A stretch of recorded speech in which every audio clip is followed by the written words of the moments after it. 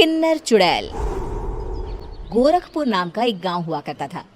उस गांव में ज्यादा लोग नहीं रहते थे। उस गांव में एक गर्भवती विधवा औरत रहती थी।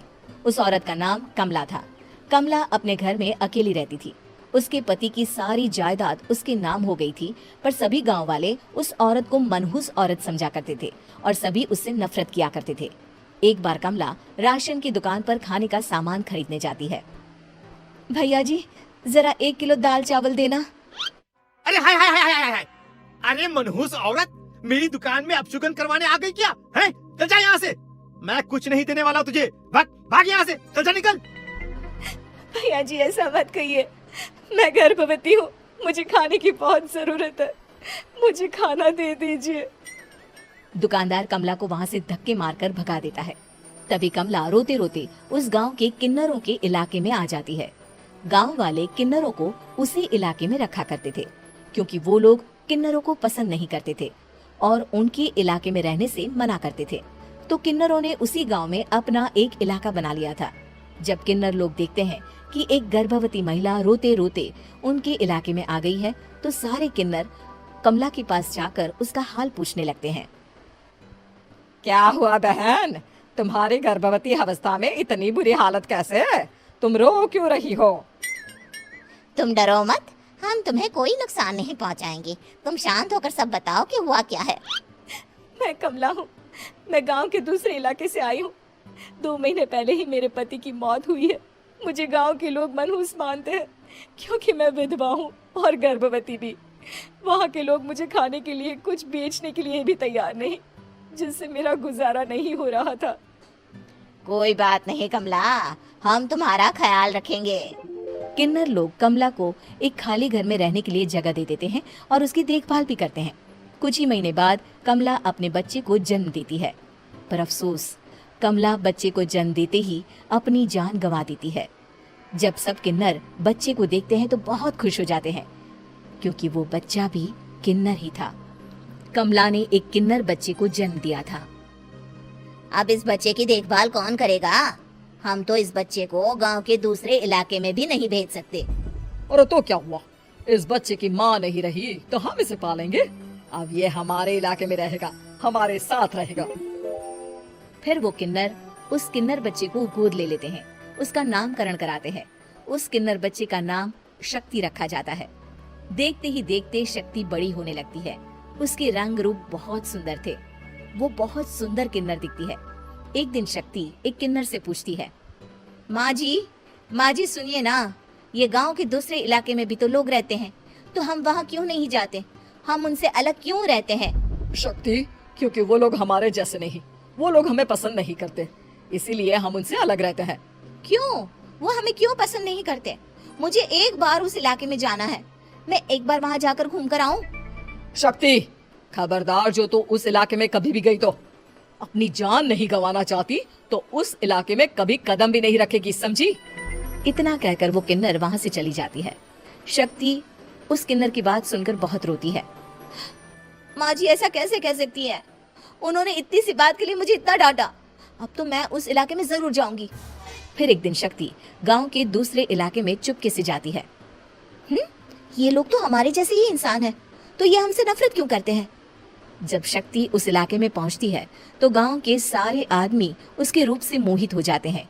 वो लोग ये अंदाजा नहीं लगा पाते कि वो किन्नर है। शक्ति की सुंदरता देखकर सारे गांव वाले उसकी तारीफ करने लगते हैं। तभी गांव का चक्कर लगाने गांव के जमींदार का बेटा हर्ष वहां पहुंचता है। हर्ष भी दिखने में बहुत सुंदर होता है। जब हर्ष ने शक्ति को देखा तो वो भी उससे मोहित हो गया, और जब शक्ति की नजर हर्ष पर पड़ी तो वो हर्ष को देखकर मोहित हो गई। आपको पहले कभी इस गांव में देखा नहीं। इस गांव में आप नए हैं क्या? जी नहीं, वो मैं बस। तभी शक्ति बोलते बोलते रुक जाती है और मन में सोचने लगती है, अगर मैंने इनको बता दिया कि मैं दूसरे इलाके से आई हूँ तो वो समझ जाएंगे कि मैं किन्नर हूँ, इसलिए मुझे इनसे झूठ ही बोलना पड़ेगा। शक्ति हर्ष को कहती है, जी हाँ, मैं इस गांव में नई आई हूँ, यहाँ अकेली रहती हूँ। वैसे आप कौन है? आप भी इसी गांव में रहते हैं? जी हाँ, मैं इस गांव के जमींदार का बेटा हूँ। आपको किसी भी चीज की जरूरत पड़े तो आप मुझे बता देना, मुझे अच्छा लगेगा। ऐसे ही शक्ति और हर्ष एक दूसरे से रोज मिलने लगते। वो दोनों अपने प्यार का इजहार करने एक दूसरे से मिलने जाते हैं।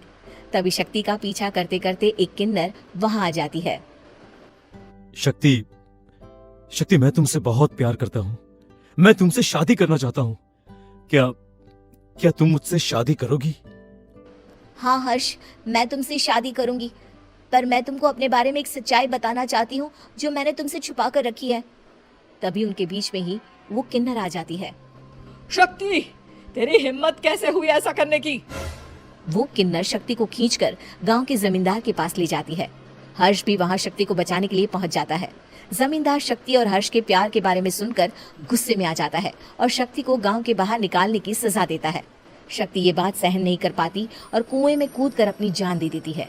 जमींदार हर्ष की शादी गांव की एक लड़की से करवा देता है, पर हर्ष इस शादी से खुश नहीं होता। शक्ति अपना बदला लेने के लिए मरने के बाद किन्नर चुड़ैल बन जाती है। अब मैं इन गांव वालों को नहीं छोड़ूंगी, अब इनसे मैं अपने प्यार का बदला लूंगी। किन्नर चुड़ैल गांव वालों को परेशान करना शुरू कर देती है। एक बार वो रात को गांव के खेतों में पहुंच जाती है और वहां आग लगा देती है। सारी फसल जल के राख हो जाती है। जब एक आदमी रात को उठकर देखता है कि खेत में आग लग गई है तो वो वहां पहुंच जाता है। वो देखता है कि खेतों के बीचों बीच एक किन्नर चुड़ैल खड़ी है और वहां खड़े होकर ताली बजा रही है। गांव वाला किन्नर चुड़ैल को देखकर बेहोश हो जाता है। जब सुबह उस आदमी को होश आता है तो वो सीधा जमींदार के पास जाता है। अरे जमींदार साहब, अरे वो किन्नर चुड़ैल ने मेरी सारी फसल जला दी। अब मैं क्या करूंगा, क्या होगा मेरा? जमींदार चुड़ैल किन्नर का नाम सुनते ही सब कुछ समझ जाता है। अब वो बहुत डर जाता है। उसी रात को जब जमींदार डर के मारे अपने कमरे में सो नहीं पाता, तभी वहां अचानक से किन्नर चुड़ैल आ जाती है। किन्नर चुड़ैल जोर जोर से जमींदार के आगे खड़ी होकर हंसने लगती है और ताली बजाने लगती है। जमींदार उस डरावनी किन्नर चुड़ैल को देखकर बहुत डर जाता है।